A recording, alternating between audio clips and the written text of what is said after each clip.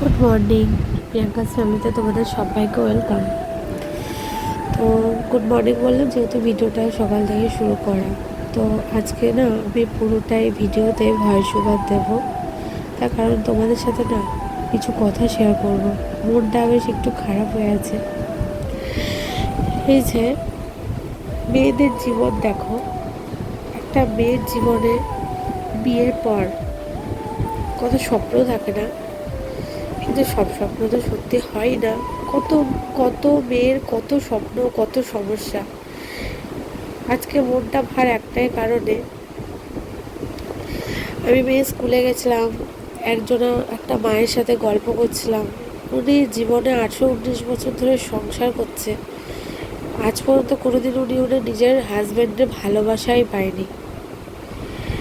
উনি কাঁদতে কাঁদতে বলছে, আজ পর্যন্ত আমার বড় কোনোদিন আমাকে 500 টাকাও হাতে দিয়ে বলেনি যে তুমি এটা খরচ করো তোমার জন্য। আমাকে সারাক্ষণ বলে যে বাড়িতে থাকো, খাও দাও, এই জন্য বাড়ির সমস্ত কাজ তোমাকে করতে হবে। তাই ভাবি যে যার জন্য, যাকে উদ্দেশ্য করে, যার সাথে বিয়ে করে একটা মেয়ে নিজের বাবা মা, নিজের ফ্যামিলি, সমস্ত কিছু, ছোটোবেলা সব স্মৃতি সব ছেড়ে দিয়ে একটা নতুন জায়গায় যায়, সেই যদি ভালো না হয়, তাহলে সেই মেয়েটার জীবন টাকাতে ভরে গেলেও সেই মেয়েটার জীবন সারাটা জীবনের জন্য খারাপ হয়ে যায়। আসলে কি বলতো, আমরা যেই মেয়েরা, সব মেয়েদের কথা বলছি না, যেই মেয়েরা সব কিছু সহ্য করে নেয় না, যে না থাক, আজ হবে কাল হবে, ওটা তাদের কপালে বেশি কষ্ট। আর যেই মেয়েরা সহ্য করে না, একটুতেই কেন আমি করব, তারাই ভালো থাকে। আজকে শ্বশুরবাড়ির কথা বলো বা অন্যের কথা বলো, ভাবতে গেলে নিজের সব শেষ হয়েছে। আর যদি নিজের কথা ভাবা যায় তাহলে বলা আর স্বার্থপর। আসলে এখনকার কিছু কিছু মেয়ে আছে না, যারা 1000টা ছেলের সাথে প্রেম করে, তারপর ঠিক একজনকে ধরে বিয়ে করে নেয়, তারাই ভালো আছে। ওই রকমই করা উচিত, কারণ এখনকার দিনে কাউকে ভালোবাসা উচিত নয়। সত্যি ভালোবাসলে সেখানে সব থেকে বেশি কষ্ট। আর যে মানুষের অর্থনৈতিক কষ্ট আছে না, তার থেকে কষ্ট মনে হয় কিচ্ছু নেই।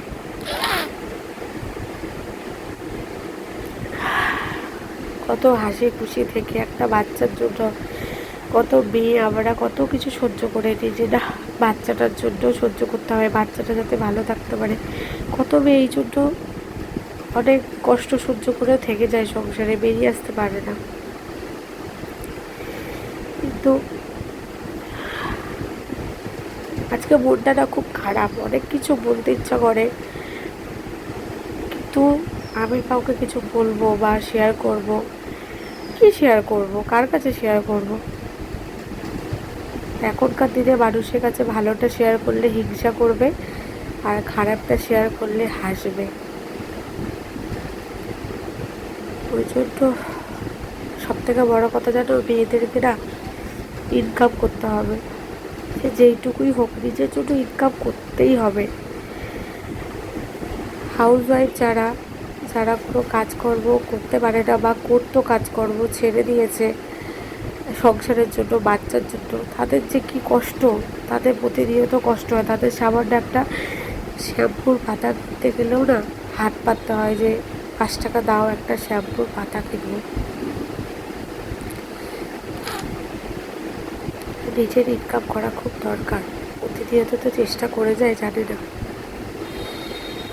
একটু ভালোতেই আমরা খুশি হয়ে যাই, এই খারাপ থাকতে থাকতে যখন একটু ভালোবাসা বা ভালো কিছু হয়, তখন সব ভুলে যায়, কত ভালো আছি, তখন মনে হয় আমার থেকে সুখী মনে হয় কেউ নেই।